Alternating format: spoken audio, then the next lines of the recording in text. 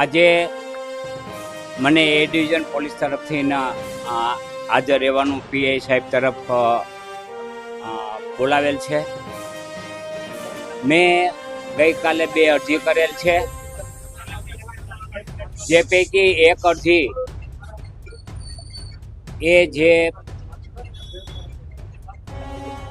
દિવ્ય દરબાર યોજવાનો છે તે રદ કરવા સામેની છે.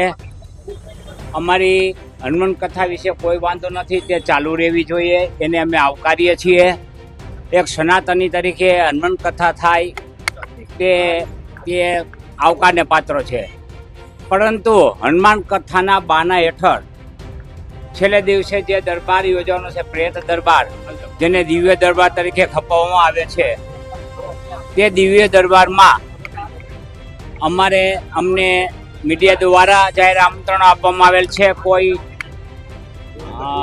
લેખિત આમંત્રણ કે પત્રિકા દ્વારા આમંત્રણ આપવામાં આવેલ નથી. એટલે સામાન્ય પ્રજા જ્યાં જાય છે ત્યાં અમારે ઉપસ્થિત રહેવાનું છે. એટલા માટે થઈને અમે જેવી રીતે અંધશ્રદ્ધા ફેલાવનાર બાગેશ્વર ધામના ધીરેન્દ્ર શાસ્ત્રીજીને જે સુરક્ષા આપવામાં આવે છે, તો એમના આલોચકોને કેમ નહીં?